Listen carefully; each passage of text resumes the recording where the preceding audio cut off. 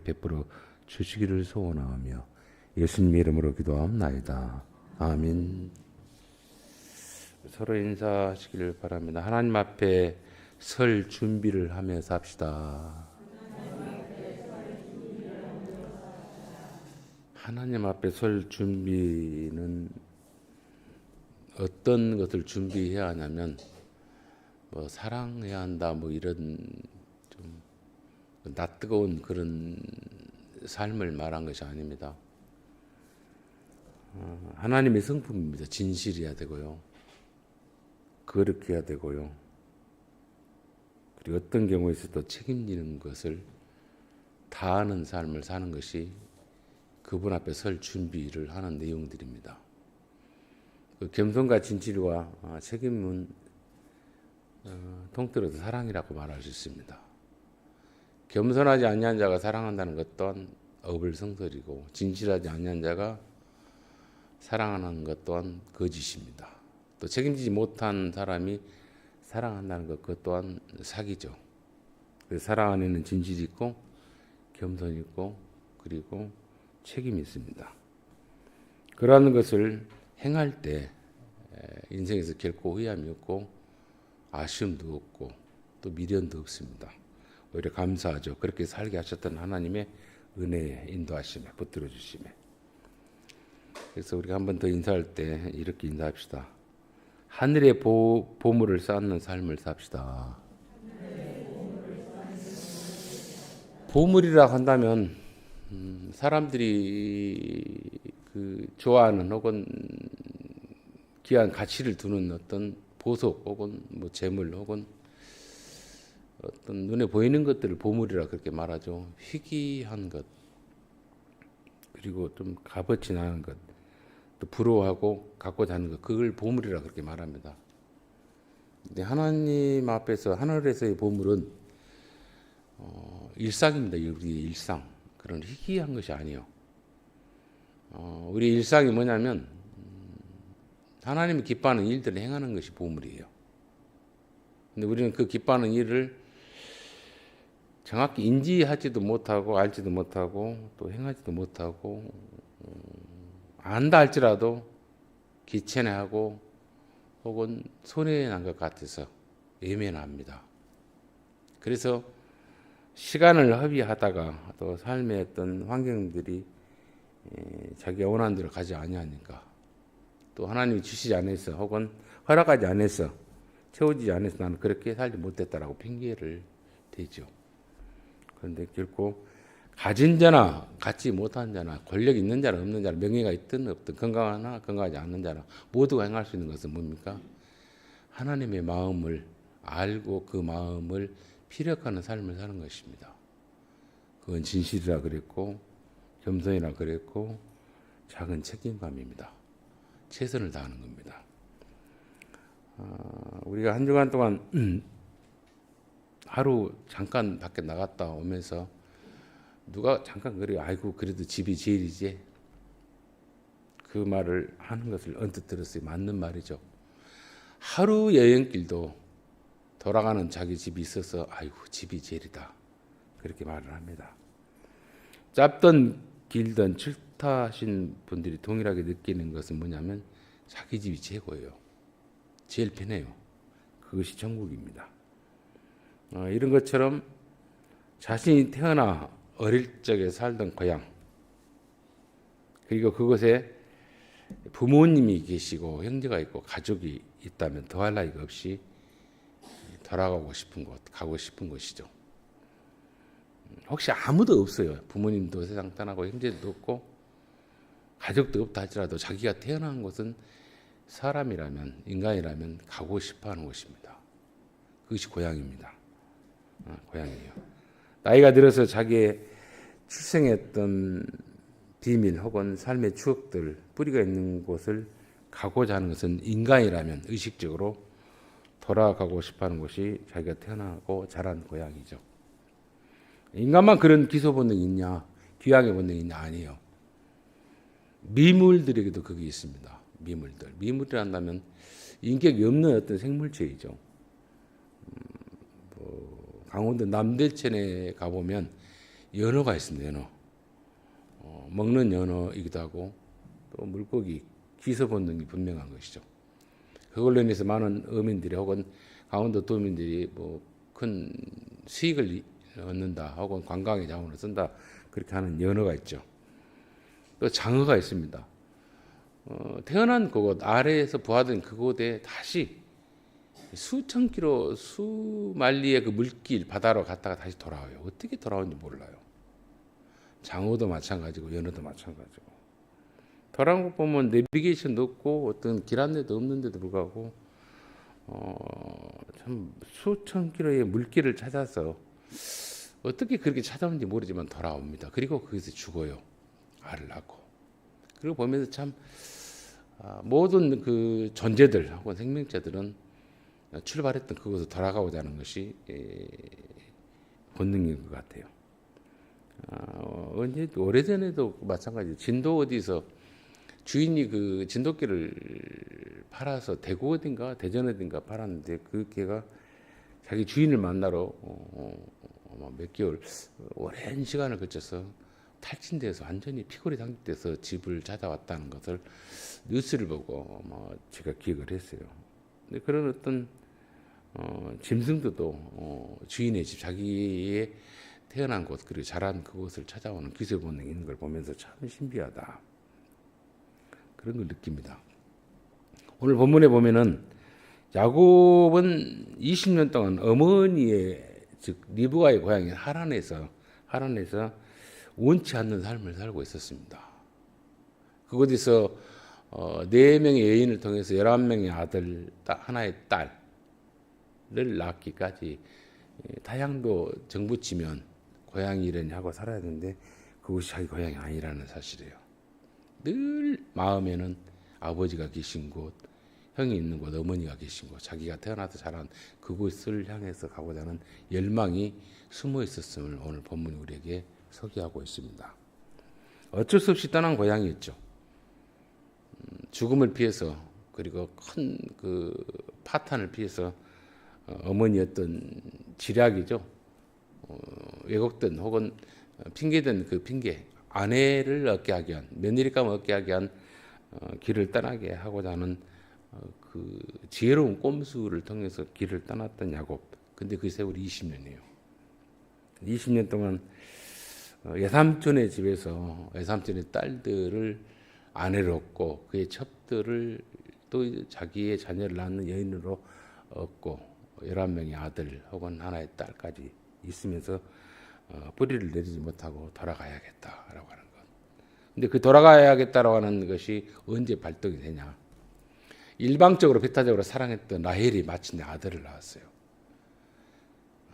순서로는 11번째입니다. 그런데 그 아들은 야곱에게 있어서 맏아들이요. 장남입니다.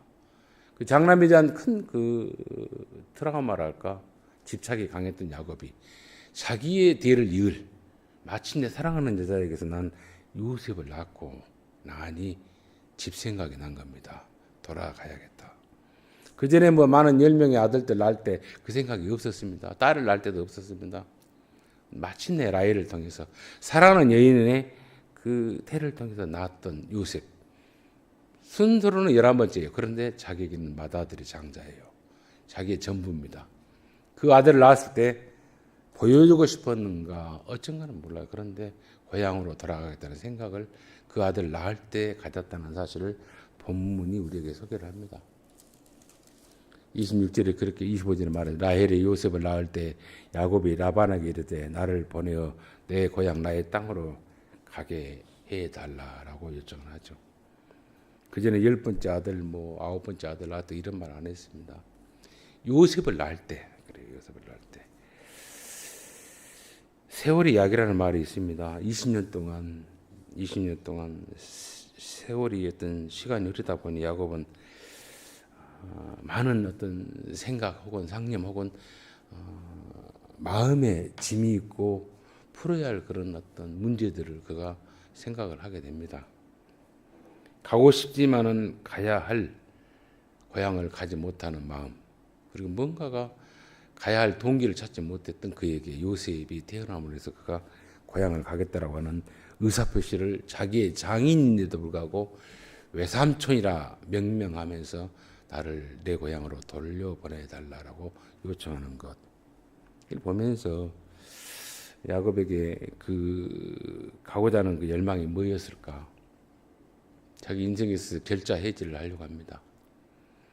보고 싶은 어머니도 계시고 자기가 속였던 아버지도 있고 자기에게 속아서 분노에 화를 폭발했던 그 형도 있고, 근데 살았지만 여기에서 자리를 잡고 있지만은 다양해서 뿌리를 내리고 있지만은 풀지 못한 찜찜함을 풀어야 되고 보고 싶은 사람을 봐야 되고 또 그것은 하나님께서 다시 돌아가게 하겠다라고 약속의 땅이에요. 그래서 그 요셉을 난 그 일로 인해서 그가 가고 싶어하는 마음이 발동했다는 것이죠. 그런데 가겠다라고 할 때 그 애삼촌 나반이 그를 놔주지 않아요. 돈에 집착하고 교활한 사람입니다. 재물에는 완전히 아주 악랄한 사람입니다. 그가 말하기를 요셉의 요구를 듣고 요셉에게 그렇게 말합니다. 너가 믿는, 너가 내게 소개하는, 네가 의지했던 그 하나님께서 너를 통해 내게 복을 주셔서 내가 보잘것없는 살림살이인데 큰 부자가 되었다. 인정한다 라고 말하죠. 그런데 네가 이제는 나로 인해서 내 딸들로 인해서 자리를 잡았으니까 여기서 뿌리를 내리고 네가 나를 인정하거든 사랑하거든 계속해서 그렇게 살면 안 되겠니라고 제안을 제시하죠. 그것이 27절이죠. 나반이 그에게 이르되 여호와께서 너로 말미암아 내게 복 주신 줄을 내가 깨달았다. 인정한다. 내가 보잘것없는 재물에 집착했던 사람인데 하나님께서 너가 믿는 하나님을 위해서 네가 의지하는 하나님을 위해서 내가 큰 부를 이뤘다. 그런데 네가 나를 사랑스럽게 여기겠던 그대로 있었으면 안 되겠니라고 요청을 하죠. 요청을. 그러면서 이제는 내가 너에게 일정에 싹을 주겠다 라는 거래를 합니다. 그것을 준다. 그랬더니 야곱이 이렇게 말하죠. 내가 어떻게 그동안 20년 동안 에삼촌에게 속았고 에삼촌의 딸과 그의 어떤 소실들을 통해서 가족을 이뤘고 이 재산을 이루었던 것, 에삼촌이 부유하게 했던 것을 나는 거짓없이 에삼촌 앞에서 최선을 다해 살았습니다라고 하는 그동안의 20년의 세월의 시간을 줄줄이 말을 하죠. 그리고 여호와께서 에삼촌에게 나의 종사를 통해서 복 주셨고 큰 재물을 이루게 하셨습니다. 라고 말을 하면서 그동안의 사연, 그동안 했던 마음의 무거움 혹은 마음의 안타까움, 억울함을 토로하고 또 예삼촌의 인정을 받으려고 합니다. 그런데 이 예삼촌이 일정의 품삯을 정하라라고 할 때 비정상적이고 예외적인 말로 야곱이 예삼촌 라반에게 자기의 재산을, 자기의 어떤 품삯을 정합니다. 왜 이런 이성적이지도 않고 비정상적인 그리고 예외적인 방법으로 이해가 안 되는 방법으로 지금 생물학적으로 혹은 뭐 유전자의 어떤 교합적으로도 맞지 않는 그런 짐승 낳는 것을 자기의 소유물로 삼겠다라고 하는 대안을 제시했을까? 바보가 아닌가? 멍충이 아닌가? 좀 어리석은 자가 아닌가라는 생각을 했습니다. 그런데 라반이 얼마나 교활한 사람인가라는 걸 알기에 그 비정상적이고 외적인 방법을 야곱이 제시한 것이에요. 왜냐하면 정상적으로 건강하고 좋은 것, 반듯반듯한 것 내게 주십시오 라고 하는 요청을 하면 라반은 허락하지 않아요. 왜냐하면 야곱은 양치는 목동으로서 목도 그 양치기로서는 탁월한 어떤 수완이 있고 능력자이기 때문에 자기 재산을 이제 증식시키기 위해서는 엄청나게 좋은 것만 골라서 취할 수 있는 그런 기능이 있고 기술이 있다는 것, 목축업의 어떤 수준이 도달했다는 것을 지켜봤기 때문에 그의 어떤 수고와 노력과 그리고 짐승 확장을 통해서 자기가 큰 부를 이뤘다는 걸 알기 때문에. 그런데 야곱이 대안을 제시한 것은 어떤 전배기, 얼룩얼룩한 거 이런 것들 생기거든. 그걸 나에게 주라 그래요. 근데 그건 라반이 볼 때 그렇게 많이 생기는 것들이 아니거든요. 그렇게 많이 나는 것들이 아닙니다. 그런 어떤 비정상적이고 예외적인 방법을 대안을 제시하니까 라반이 쾌재를 부릅니다. 속으로 그렇겠지. 이놈 봐라. 그렇게 잘 태어나기처럼 생기기 어려운 것들을 달라 하네. 라고 5마리에 나면 한 마리나 겨우 생길까 말까 하는 그런 어떤 짐승을 혹은 또 새끼들을 달라 하네. 구분을 시킨다 하네. 그러니까 오케이 합니다. 그리고 또 그렇게 생긴 것을 낳지 못하게끔 그 종자들, 그 애미들을 싹 빼내버려요. 완전히 네가 했던 말 그대로 나눠주겠다 그러면서 그런 종자가 생기지 않게끔 만들어버리는 라반의 집착. 돈에 대한 잔인할 정도로, 재물에 대한 잔인할 정도로 어떻게 보면 교활한 사람. 그러니까 주고자 하는 마음이 없는 것을 누가 알았냐? 야곱이 라반의 성품을 알았어요. 그래서 장인이라 말 안 해요. 외삼촌하고 딱 그 선을 긋습니다. 외삼촌이란 말은 자기의 두 딸을 줬던 그 장인어른에게 장이라 말 못하고 외삼촌이라 한다는 것은 뭡니까? 정 주고 싶지 않는 사람이에요. 진짜 마음을 주고 싶지 않는 사람이에요. 이 사람 밑에서 뭔 선함을 얻을 수 있는 것이 없다는 걸 압니다. 완전히 선을 긋는 거죠. 구분을 짓는 거죠. 분명히 그대의 딸을 아내로 삼았지만 그 딸을 통해서 가족을 이뤘지만 정확히 그 라반의 성품과 인품과 그리고 욕심을 알기 때문에 구분을 짓습니다. 그리고 그가 생각하는 목적의 방식과 그리고 재산 증식의 방법에 있어서 도무지 가당치도 않는 비정상적인 어떤 소산물 혹은 새끼들을 내가 취하겠다라고 할 때 그것까지도 생기지 않게끔 그 종자 애미들을 싹 빼내버리고 자기 아들들에게 즉 천원들이죠. 천원들이 사흘길입니다. 전혀 교잡하지 못하게 멀리 떨쳐놔버려요. 이런 어떤 잔인성, 이런 어떤 뭐랄까 라반의 교활함, 그리고 돈의 집착. 야곱의 사위입니다. 조카입니다. 그 식솔들이 많습니다. 그로 인해서 엄청난 부를 이뤘습니다. 그런데도 불구하고 그에게 단 1도 재산을 허락하고 싶은 많은 부를 허락하고 싶지 않는 마음이 라반의 마음이에요. 끝까지 어쩌다 한 마리 생길지 모르지만 끝까지 그를 노예로 부리고자 하는 욕심이 그에게 있음을 라반이 보여주고 있습니다.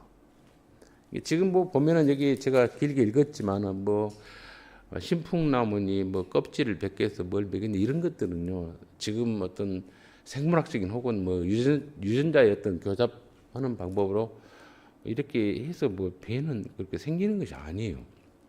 과학적이지 않습니다. 뭐 물론 키워보지 않았지만 근데 성경은 정확히 우리에게 말을 합니다. 정확히 어떻게 말을 하냐면 자 봅시다. 어떻게 표현하냐면 31장 10절로 12절에 보면 이렇게 표현하죠. 하나님께서 그렇게 하셨다고 이야기해요. 바로 31장 10절로 12절에 이렇게 표현합니다. 그 양떼가 새끼 베일 때에 내가 꿈에 눈을 들어보니 양떼를 탄 순양은 다 얼룩무늬 있는 것과 점 있는 것과 아름진 것이었더라. 꿈에 하나님의 사자가 내게 말씀하시기를 야곱아 하기로 내가 대답하여 여기 있나이다 하며 이르시되 내 눈을 들어보라 양떼를 탄 순양은 다 얼룩무늬 있는 것, 점 있는 것과 아름진 것이니라. 라반이 내게 행한 모든 것을 내가 보았노라. 라반이 너희가 얼마나 잔인하고 단 1도 그러한 것을 주지 않으려고 막았던 것을 내가 안다. 네 예삼촌 라반이 그 꼼수를 내가 안다. 그런데 하나님의 마음은 라반이 막는 것을 뛰어넘어서 내가 너에게 재산을 어마어마한 부를 재물을 축적시키는 길을 열었다라는 것을 누가 야곱이 고백합니다. 그러니까 무슨 방법론으로 재산을 증식하는 게 아니에요. 여기서 우리가 얻을 수 있는 교훈이 뭔가? 여러분 진짜 부자가 되려면 하나님의 마음을 쌓아야 돼요. 인간이 아무리 노력해도요 거짓되고요 어리석은 것 나반과 같은 그런 꼼수 쓰지만 진짜 부자가 아닙니다. 부자일지라도 그런 부자는 하나님 기뻐하지 않습니다. 진짜 부자는요 하나님이 허락하셔야 되고 하나님께서 뭐라고 말합니까? 만드는 부자가 돼야 돼요. 하나님께서 간섭하셨다라고 야곱이 분명히 이야기를 하잖아요. 라반의 그 꼼수, 라반의 그 완전 집착, 막는 것까지 다 알고 계셨다라고 야곱이 라반의 품에서 라반의 장막에 떠날 때 말을 합니다. 그렇게 라반이 애삼촌이 막았지만은 내게 재산이 생긴 것을 막았지만은 하나님께서 하셨습니다. 라고 하는 거예요. 이걸 참 보면서 라반에게 있어서의 야곱은 할 말 그리고 챙길 것을 챙길 것은 자기의 노력이 아니었습니다. 하나님의 간섭이었어요. 아브라함이 아내 사라를 누이라 속여서 혹은 또 팔아서 목숨을 부지하기 위해서 그렇게 파라오에게 넘겼을 때 하나님께서 그를 거부를 만드셨어요. 이성적으로 이해가 안 되는 방법이죠. 아내를 팔았습니다. 목숨을 부지하기 위해서. 그런데 하나님께서 거부를 만들었어요. 이게 참 보면 하나님의 그 신묘막측한 하나님께서 긍휼히 여기시고 복을 주시고자 하는 그런 방법을 그가 던져봐야만 진정한 부자가 되고 재물을 이룰 수 있다는 것이죠. 그래서 우리가 늘 기도할 때 다른 거 아닙니다. 하나님께 간택되기를 하나님께서 은혜를 던지기를 바라는 것이에요. 그게 부자가 되는 진짜 힘 있는 자가 되는 단초라는 사실이죠. 오늘 본문 속에서 우리가 표현하기를 이렇게 말합니다. 우리가 가는 길, 여러분 우리가 어느 때 어떤 모습으로 어떤 방법일지 모르나 내 본향이 있어요. 내 영혼의 본향. 나를 창조하신 하나님이 계신 그곳, 다스리는 그곳, 통치하는 그곳, 영원한 그곳, 그곳으로 부름받아 돌아가야 할 일이 있다는 사실입니다. 그건 운명이에요. 육신을 입고 있지만은 이걸 그릇 삼아서 살지만은 내가 돌아가야 할 그런 고향이 있습니다. 피할 수가 없습니다. 그것이 있다는 걸 알으셔야 돼요. 그 부르심과 돌아가기 전에 내가 나에게 있어서 해야 할 일이 있습니다. 야곱은 보고 싶은 어머니도 있습니다. 가면은 눈을 부릅뜨고 나에게 어떤 해코지 혹은 복수를 하려고 기다리는 형이 있을 수도 있어요. 삭석에서 원망했던 아버지의 눈빛도 있습니다. 자기가 자라났던 곳 그리고 장막에서 살았던 그곳도 보고 싶었을 거예요. 근데 가야 되는데 걸린 것이 많아요. 가야 되는데 재산은 없어요. 그들에게 선물도 없어요. 그래서 야곱이 그렇게 말합니다. 내게 재산을, 내 집을 세워달라고. 여러분 자기 재산, 자기 집 세우는 게 뭐겠습니까? 무슨 돈을 혹은 권력을 혹은 뭐 명예를 세상적인 것을 많이 확보했어서 자기 집이 세워지고 가문이 세워진 거 아니에요. 그것이 그렇게 세워짐으로 해서 혹은 확보됨으로 해서 집안이 튼튼하고 집안이 깊을 것 같죠. 그러면 돈 많은 기업의 그룹의 어떤 가족들은 그렇게 행복하겠네요. 그렇게 즐겁겠네요. 아니라는 사실입니다. 진정 자기 집을 세우는 것은 삶의 가치와 목표가 분명해야 됩니다. 내가 이렇게 부를 이루는 것은 내 실력이 아니고 첫째는 보이지 않는 하나님의 은혜 속에서 많은 사람들의 수고와 노력을 집약시켜서 내가 어떤 청지기로서의 역할을 크게 감당할 만한 그릇으로 하나님이 간택하셨기에 내가 거부가 되었다는 것을 인정하셔야 돼요. 내가 악착같이 벌었고 악착같이 노력했고 악착같이 어떤 사업수완이 있어서 이렇게 됐다. 아니에요. 아닙니다. 많은 사람들의 수고, 많은 사람들의 노력, 땀을 내가 모을 수 있는 그런 여건하고 위치 그리고 그들에게 그 공을 돌릴 수 있는 마음을 가진 자가 진짜 부자가 된다는 사실이죠. 여러분 돌아가는 길에 있어서 야곱에게 있어서는 아버지에게 용서를 구해야 됩니다. 그리고 형에게 화해를 해야 됩니다. 그 준비를 하려면 재산이 있어야 돼요. 재산. 준비했던 선물이 있어야 돼요. 그 재산과 선물을 하나님께서 개입하셔서 주었다 그랬습니다. 그리고 어느 때가 되면 돌아가겠죠. 돌아갈 수밖에 없는 엄청난 어떤 기점이 오겠죠. 순간이 오겠죠. 우리도 마찬가지입니다. 한 인생을 삽니다. 인생의 시간, 긴 시간 100년 혹은 90년 혹은 몇십 년을 살겠죠. 살면서 내가 내 삶 속에서 내가 속였던 기망했던 아버지 이삭 같은 분도 있을 것이고 나로 인해서 분노하는 에사와 같은 사람도 있을 것이고 나를 보고 싶어하는 그리워하는 리브와 같은 어머니도 있을 거예요. 이 말은 뭡니까? 꼭 살아가면서 그들에게 내가 피해를 줬던 혹은 내가 안타깝게 했던 문제들을 해결하는 삶을 살으셔야 돼요. 진정 자유한 마음을 갖고 하나님 앞에 부르심을 받을 삶을 살아야 돼요. 마음에 찝찝함으로 가지 마십시오. 야곱이라고 하는 사람이 기서 본능 고향을 가고자 하는 것은 그것입니다. 진짜 자기를 찾고 싶은 겁니다. 자기를 위해서 속였던 아버지 노여움을 풀고 형의 분노를 풀어줄 수 있는 길을 택하고 싶은 거예요. 나에게서 허락하신 이 요셉을 통해서 하나님께서 이렇게 그 나의 못난 모습, 어머니였던 지혜로운 계략이라 할까 모사를 통해서 이 아들을 얻기까지, 이런 가정을 이루기까지 하나님의 인도하심, 하나님의 간섭하심을 그가 고백하고 용서를 구하고 싶은 마음이에요. 이런 재물을 줬고 가족을 줬다. 성경 보면은 야곱에게 있어서는 그렇게 야곱이 하나님의 간섭으로 인해서 43절에 그렇게 말하지 않나요? 이에 그 사람이 매우 번창하여, 그리고 야곱이 엄청나게 하나님께 간섭하시고 번창하고 양떼와 노비와 낙타와 나귀가 많았다. 양만 아니라 염소만 아니라 낙타, 노비, 많은 자기 아래 사람들이 많았다. 식솔이 있었다. 엄청난 자기의 예삼적 라반보다 더 큰 부를 이루었습니다. 사람들이 시기할 만한 부를 이루었어요. 하나님 간섭하시니까. 그리고는 돌아갈 만한 준비가 되게끔 만들었어요.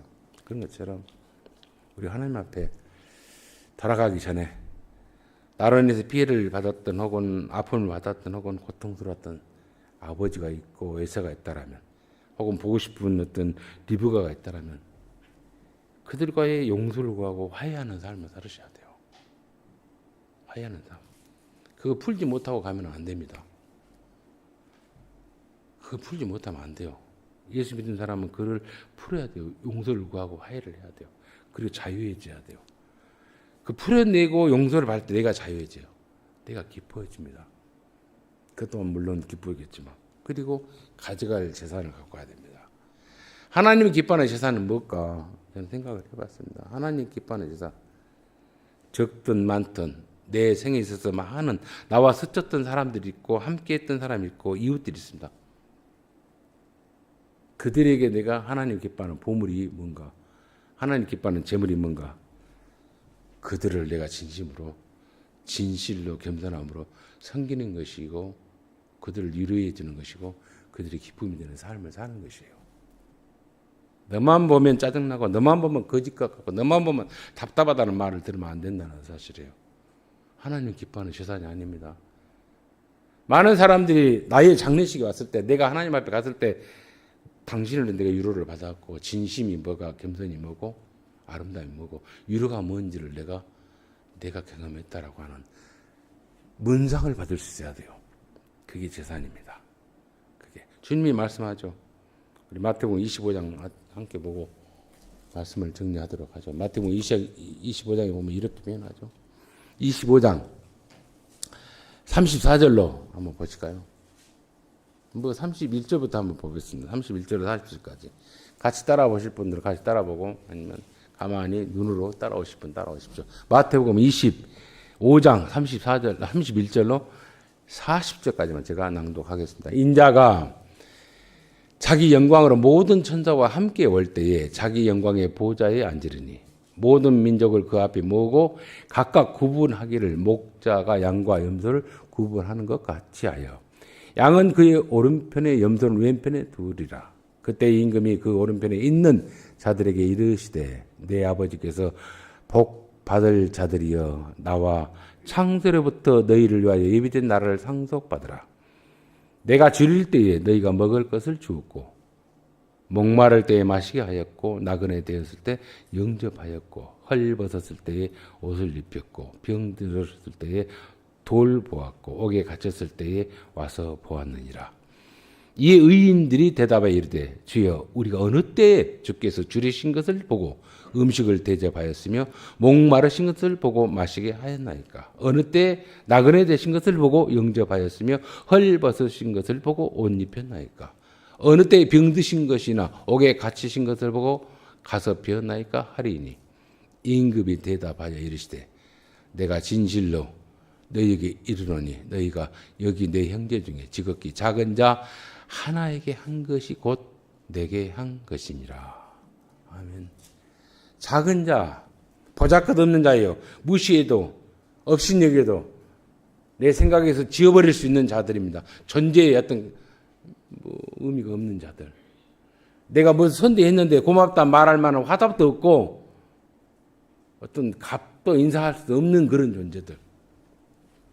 그런 존재들에게 위로자가 되었고 목마름을 해결해 주는 성김을. 목마름을 해결해 주는 물 한 잔은요, 돈 없어도 하는 겁니다. 찾아가서 유래진 것은 돈 없어도 하는 겁니다. 걸어갈 수 있으면요. 기어서도 할 수 있습니다. 같이 앞에서 누워있을 때도 할 수 있어요. 위로는 그런 겁니다. 그걸 누가? 주님이 기뻐하는 보물이라 그래요. 재산이라 그래요. 내가 돈을 얼마나 이루었습니다. 권력을 얼마나 잡았습니다. 얼마나 많은 어떤 엄청난 건물이 있습니다. 사람을 확보했습니다. 이게 재물이 아니에요.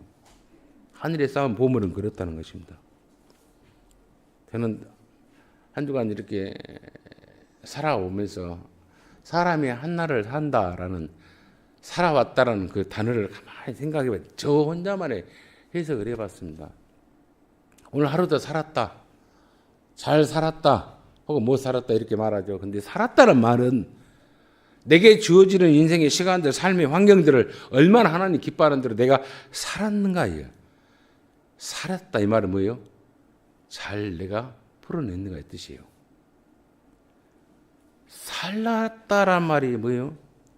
산다, 살아가다, 늙어간다, 혹은 소비하다, 소진해간다, 사라진다는 말이에요. 하나님이 기뻐하는데 내가 소진했다 이 말입니다. 내 욕심, 내 쾌락, 내 욕망, 나의 어떤 꿈을 위해서 내가 나를 위해서 소비하는 것이 아니라 이웃을 위해서 소비했던 삶을 내가 얼마나 살았는가. 그게 재산이에요. 그게 하나님 기뻐하는 것들이라는 겁니다. 그런 가운데서 원망 들을 만한 혹은 분노를 살 만한 이들이 있었던 에서가 있거든 아버지 이삭이 있거든 풀어내는 겁니다. 구하는 겁니다. 그것이 뭐예요? 야곱이 우리에게 오늘 주는 메시지예요. 메시지. 어느 때인가 우리가 가잖아요. 안 그래요? 오늘 내가 나를 위해서 살았는가? 한마디로 소진했는가? 아니면 이웃을 위해서 내가 소진했는가? 나를 위해서 살았다라면 허비한 것이고 이웃을 위해서 살았다면 진짜 내 삶을 태웠던 것이에요. 그래서 찬양이라고 하는 것이 영어로 워십이라고 합니다. 워십은 다른 말로 뭐예요? 태웠다는 뜻입니다. 빛을 밝히기 위해서 사람들이 유로를 사람들이 그 감흥을 어떤 기쁨을 제공하기 위해서 나를 태우는 겁니다. 그게 찬양이에요. 워십. 자기를 위해서 태우지 말고 이웃을 위해서 태우십시오. 우리 부모님들은 자녀를 위해서 태우잖아요. 그렇습니까? 그런 것처럼 내가 내 가정에서 자녀들을 위해서 내 모든 것을 태우고 살르는 것처럼 이웃을 위해서 살르는 것이에요. 그것이 하나님 앞에 내가 마지막에 해야 할 일이죠. 남은 내 인생의 시간 속에서 환경 속에서 나의 돌아갈 그 번향에 계신 주님과 사랑하는 보고 싶은 그리운 어떤 리버가 같은 존재가 되게 있습니다. 그런 어떤 먼저 가는 내 가족이 있고 선친이 있어요. 열조가 있어요.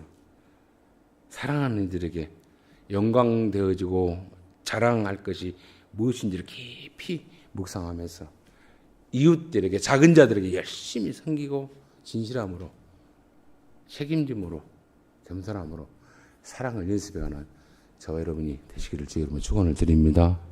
좋으신 아버지 은혜를 감사합니다. 우리의 본향은 하나님이 계신 그 영광의 보좌이고 언젠가는 우리가 그것으로 돌아갈 수밖에 없는 운명입니다.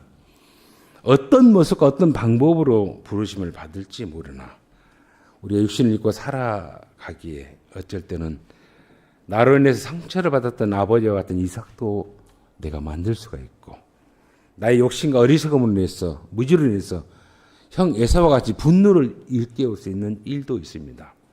그런 삶 속에서 애삼촌 나반과 같은 사람의 방해도 있을 것이고 이러한 인생살이 속에서 주님 오늘 야곱은 우리에게 말씀합니다. 보여줍니다.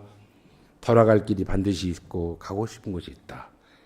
그곳에서 풀어야 할 것이 있고 그곳에서 용서를 구할 것이 있다는 것을 우리에게 보여주는 것은 주님 한 생을 살아가면서 원망받을 일이 있거든 풀게 하시고, 누구에게 아픔을 줬거든 용서를 구하게 하시고, 진정한 화해와 평강과 자유함을 통해서 주님 기뻐하는 일들이 뭔가, 원하시는 그 보화가 뭔가, 나의 모든 것, 나의 작든 크든 모든 확보된 것, 주님께서 허락하시는 것을 통해서 위로하는 삶이요, 찾아가는 삶이요, 마시게 하는 삶이요, 먹이는 삶을, 입히는 삶을, 함께하는 삶을 살아가는 남은 우리의 삶이요, 믿음이요, 신앙이 되게 하여 주옵소서.